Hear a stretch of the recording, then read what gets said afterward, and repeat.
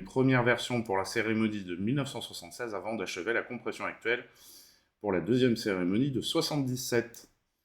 La récompense mesure 30 cm et pèse environ 3,7 kg. Le nom du trophée rend également hommage indirectement au grand Rému et plus précisément à son personnage de César dans la trilogie Marcel Pagnol. Au passage, notez que l'on ne met pas de S en parlant des Césars contrairement aux Oscars. Si en France un nom propre ne se met pas au pluriel, il peut en prendre la marque lorsqu'il devient célèbre et passe dans l'usage courant. Or, par respect pour l'ego de l'éminent sculpteur César, finalement moins connu que le prix qui porte son nom, il a été convenu de jamais rabaisser son patronyme au rang de nom commun. Et alors effectivement, là, le sculpteur César, moi je ne le connaissais pas du tout, et c'est cet article qui me l'a fait connaître. Et donc, voilà, c'est vrai que le prix est quand même maintenant largement connu, reconnu dans le monde du cinéma. Et en parlant des Césars, les exploitants, dont je fais partie, euh, peuvent voter pour donner les Césars des exploitants à des films de leur choix.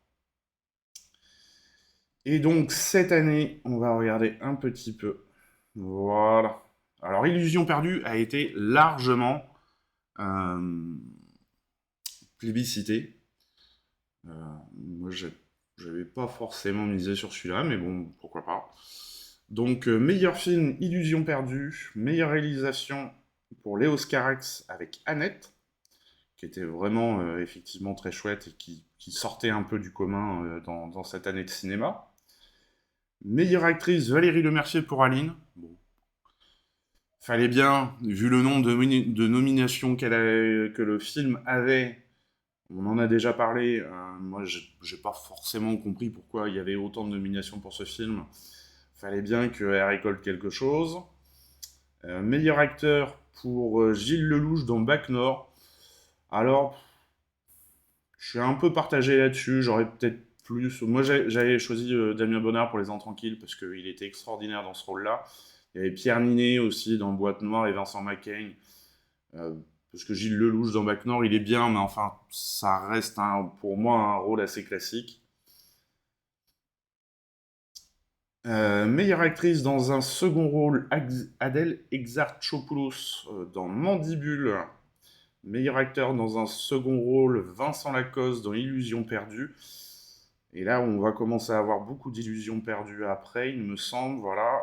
Anna Maria Vartolomei pour meilleur espoir féminin dans L'événement, qui est très mérité parce qu'effectivement, c'était un premier rôle et elle était vraiment extraordinaire. Elle a porté quand même grandement le film sur ses épaules. Meilleur espoir masculin, Benjamin Voisin dans Illusion perdue. Meilleur premier film, La Panthère des Neiges. Alors ça, c'est pareil, ça fait plaisir parce que le film, c'est un documentaire sur la Panthère des Neiges, dans les montagnes tibétaines, Himalaya, tout ça. Et c'est un film qui est pas forcément évident, euh, enfin, qui était très beau, qui est très beau, parce qu'il existe toujours, mais qui est pas forcément évident à voir en salle puisque on voit beaucoup de documentaires animaliers à la télévision maintenant. Et paf. Et que le film ait marché comme ça, c'est chouette. Et c'est vrai que, enfin, en plus, il y avait la musique, le commentaire, tout fait que, voilà, c'était vraiment un chouette film. Alors que Slalom se retrouve dernier, ça m'attriste un peu, puisqu'il était quand même chouette. Bon, voilà.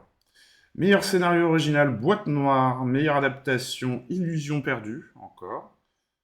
Meilleure musique originale, La Panthère des Neiges. Bon, en même temps, euh, c'était un bon musicos qui était derrière, donc c'est mérité.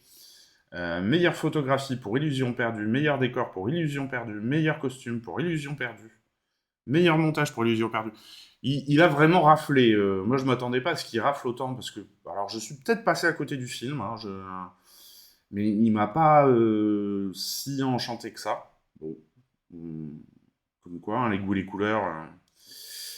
Meilleur son pour Annette, et c'est vrai qu'il y avait une prise de son qui était assez bonne.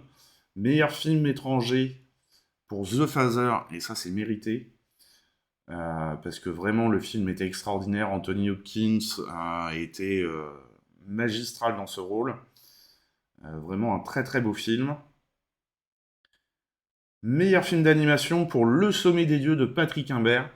C'est dommage pour La Traversée. Alors, même Les Souris vont au paradis, je ne l'ai pas vu, donc je ne pourrais pas en parler, mais La Traversée, il y avait un travail de fond où la réalisatrice a installé enfin, a installé, non. A travaillé avec des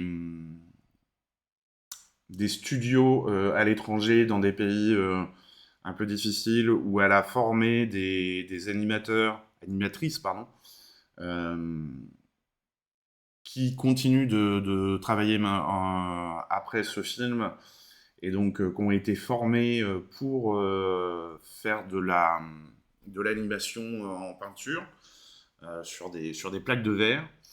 Il y avait vraiment un très bel engagement. Après, Le Sommet des Dieux, bon, un grand classique. Déjà, le livre, le manga avait été un succès, le film a été un succès. On ne va pas cracher sur la qualité de ce film, forcément. On ne peut pas dire du mal voilà. Tout était très bien fait dans ce film, donc bon, c'est vrai que c'est mérité aussi qu'il ait le meilleur film d'animation. Meilleur documentaire, La Panthère des Neiges. Ah oui, non, c'était meilleur premier film sur l'autre. Donc La Panthère des Neiges, double titre. Alors, devant Inde Galante, ou Debout les femmes, Inde Galante était intéressant sur l'opéra, la manière de créer un opéra avec, en cassant les codes, comment on pourrait dire, en faisant rentrer de la modernité tout en respectant la tradition, puisque les danseurs étaient des danseurs de danse moderne, type hip-hop, enfin tous les dérivés du hip-hop. Debout les femmes était aussi très intéressant sur le côté législatif, Assemblée nationale. Après les deux autres, bon, euh, on va pas se mentir que moi ça me déplaît pas que Animal ne soit pas plus plébiscité que ça. Meilleur court-métrage, Les Mauvais Garçons.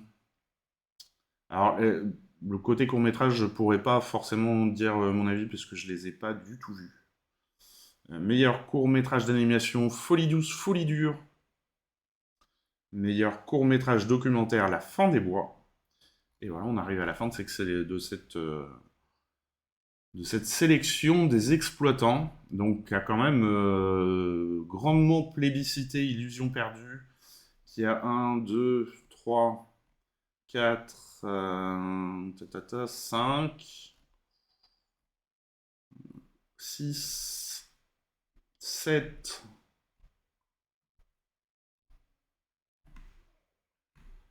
8. Quand même 8 récompenses sur le total. Donc voilà. Je pense que vous pourrez le revoir. En plus, s'il rafle autant de prix au César à la cérémonie des Césars, je pense que vous pourrez le retrouver dans des salles de cinéma si vous l'avez loupé au moment de sa sortie. Allez, petite news incongrue, on va dire ça comme ça. Brad Pitt, architecte. Moi, je savais pas du tout qu'il avait une passion pour l'architecture. Et donc, effectivement, si, il a une passion pour l'architecture. Et en 2007, après l'ouragan Katrina qui avait frappé la Nouvelle-Orléans, il avait lancé un grand projet avec une association caritative de reconstruction de quartiers de la Nouvelle-Orléans. Et donc, il avait... alors, il n'a pas fait les plans, il a porté le projet, il a travaillé avec des architectes qui ont conçu